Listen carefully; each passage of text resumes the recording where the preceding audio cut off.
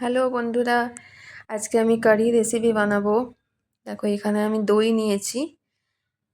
এই দইটা কিছুটা ইউজ করা ছিল, মোটামুটি 250 থেকে একটু বেশি নিয়েছি। এটা 400 ml এর মতো ছিল দইটা, 250 একটু বেশি আছে।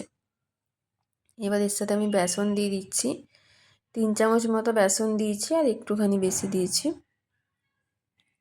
এবার এই বেসন আর এই দইটা দুটো মিশ্রণটা ভালো করে হ্যান্ড ব্লেন্ডারে ফাটিয়ে নেব, যাতে কোনো রকম লাম্পস না থাকে আর একদম মিহি হয়ে যায় মিক্সটা। তো এইভাবে ফাটিয়ে নিও দই আর বেসনটাকে। এই দেখো এটার পরে এরকম একদম প্লেন একটা মিহি একটা পেস্ট তৈরি হয়ে গেছে। এবার এখানে তোমরা যে যার ইচ্ছে মতো একটু জল দিও, যেরকম তোমরা গ্রেভিটা চাইছো সেই মতো জল দিও। জল দেওয়ার পরে এখানে আমি হলুদ গুঁড়ো দিয়েছি, এখানে একটু লঙ্কার গুঁড়ো দিয়েছি, কাশ্মীরি লঙ্কার গুঁড়ো দিতে পারো।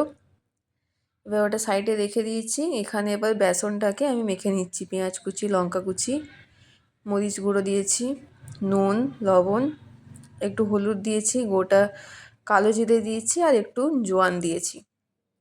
এগুলো দিয়ে ভালো করে মেখে নিয়েছি হালকা হালকা জল দিয়ে। এভাবে এখানে তেল গরম হয়ে গেছে, এখানে তেলে আমি পেঁয়াজগুলো ভেজে নিচ্ছি ছোট ছোট করে। এই দেখো এখানে পেঁয়াজগুলো ভাজা ভাজা হচ্ছে। এবার এখানে পেঁয়াজগুলো আমি আলাদা একটা প্লেটে তুলে রেখেছি। এই দেখো এবার গ্রেভিটার জন্য আমি কড়াইতে তেল দিয়েছি একটু, আর এখানে দিয়েছি জোয়ান, আর দিয়েছি একটু মেথি দানা আর পেঁয়াজ কুচি। তোমরা এখানে কারি পাতা, শুকনো লঙ্কা দিতে পারো, এই মুহূর্তে আমার কাছে নেই, তো যা ছিল সেই দিয়ে বানাচ্ছি। এগুলো একটু হালকা ভাজা ভাজা করে নেব। এই দেখো লাল লাল হয়ে গেছে পেঁয়াজটা। এবার আমি দুধ আর বেসন আর দইয়ের মিশ্রণটা মিশিয়ে দিচ্ছি।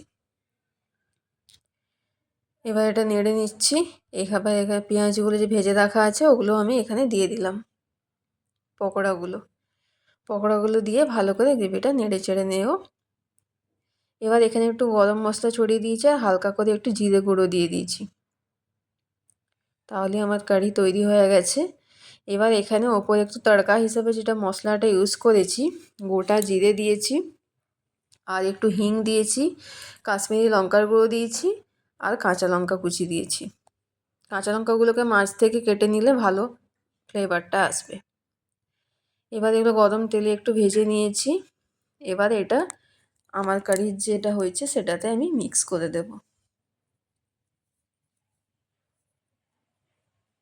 তাহলে একটা ভালো কালারে চলে আসবে, ফ্লেভারটাও ভালো আসবে। আর এখানে গোটা জিরে দিয়ে দিও ফোড়নটাতে। তাহলে আমার পুরো রেডি হয়ে গেছে কারি।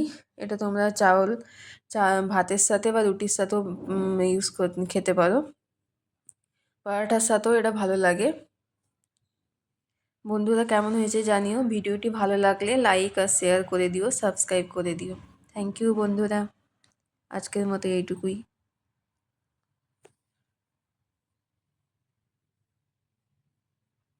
এই দেখো এটা হচ্ছে মেন টেক্সচারটা এসছে বানানোর পরে।